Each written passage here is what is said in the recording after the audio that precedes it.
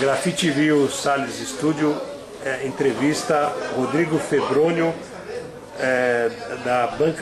do programa Banca de Quadrinhos e jornalista de HQ.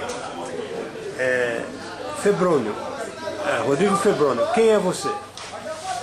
Sou Rodrigo Febrônio, tenho 28 anos, sou jornalista, já fiz um monte de coisa diferente na área de TV, roteiro, essas coisas.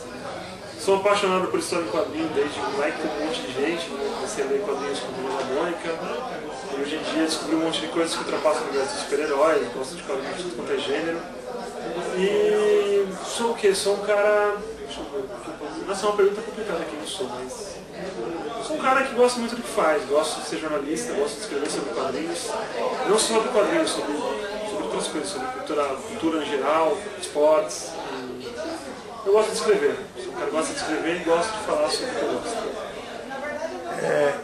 Como é que na banca de quadrinhos, você mesmo que faz o roteiro do seu programa, como é que funciona?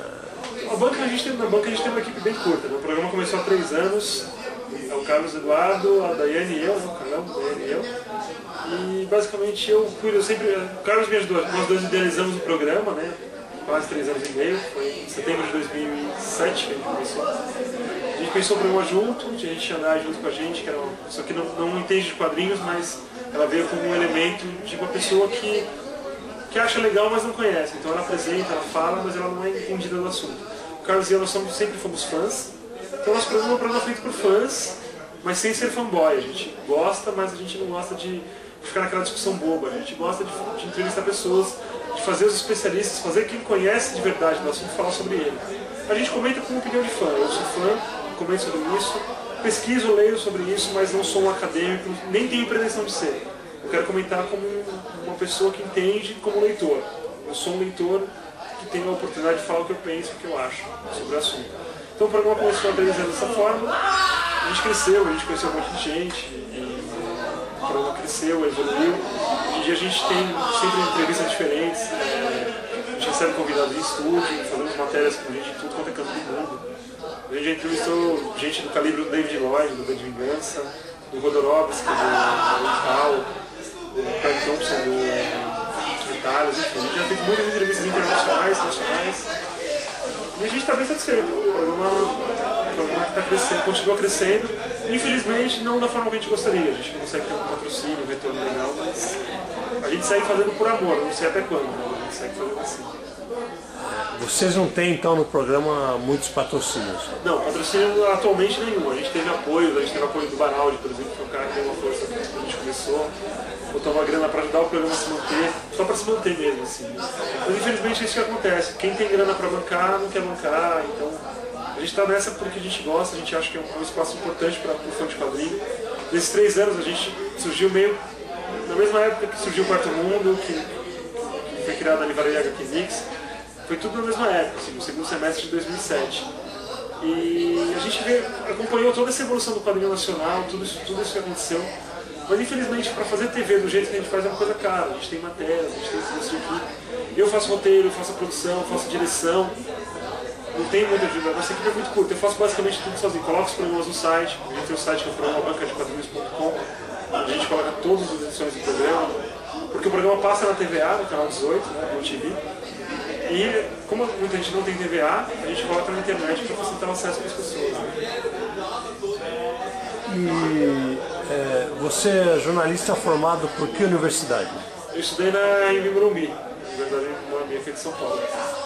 E diz um pouco, além de você jornalista de HQ, né, de roteirista, de programas, você disse que tem uma produtora de vídeo, né? Como é que é essa produtora? O que ela produz? Ela chama-se Abaquar Produção Cultural. Abaquar significa homem que voa em Tupi-Guarani. A Abaquar é uma produtora que surgiu em 2008, 2009, desculpa. A gente começou para valer em 2010, assim, mas a partir de 2009 ela virou a produtora do nosso programa também. Então nós trabalhamos em parceria com a Blue TV. Essa produtora produz nosso programa. Fora isso, nós produzimos eventos sociais. A gente produz desde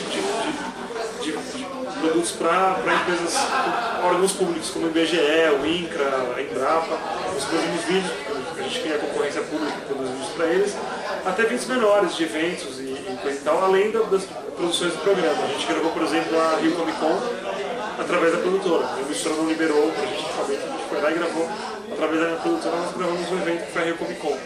Então nós temos um equipamento bacana de vídeo, a gente tem uma câmera Full HD e tal, a gente grava e faz eventos, a gente está disposto a trabalhar, a buscar conteúdo para produzir. A gente está com ideia de projetos de documentários e outras coisas que a gente está maturando. A gente quer produzir algumas coisas sobre quadrinhos também e outros assuntos, produções culturais de audiovisual. Agora, a produção de vídeos ligada à instituição pública, ao governo, você trabalha assim para qual secretaria? Como é que seria isso? Na verdade, assim, funciona de uma forma muito simples. Os contratos são vencidos em pregões eletrônicos, que existem na internet. Você se cadastra no CICAF, em órgãos públicos, é uma coisa meio chatinha, mas você se cadastra e existem leilões de menor preço. Existe uma tarefa, aí o IBGE propõe uma tarefa tal, e quem vencer a concorrência com o menor preço leva e ganha o contrato, vai trabalhar por aquele período com esse contrato. Bem, e assim, qual a mensagem, né, que você teria assim para novos, vamos dizer, novos roteiristas e pessoas que querem montar um programa, como a Grafite TV que está começando? Qual a mensagem que você deixaria para nós? É difícil. Trabalhar com isso é uma coisa difícil. A Grafite TV eu acho uma baita iniciativa legal, assim, porque são pessoas que entendem já de quadrinhos, trabalham com isso, e elas estão nisso exatamente para divulgar e para fomentar uma coisa que já existe. Assim. Não é diferente da gente que veio basicamente com cara de pau, não conhecia ninguém, não tinha amizade, não tinha influência na área, não conhecia ninguém, fui na cara e na coragem, me metendo nos eventos e tal. Hoje em dia fiz ótimos amigos. O grande legado que o programa deixa são as amizades que eu fiz, assim.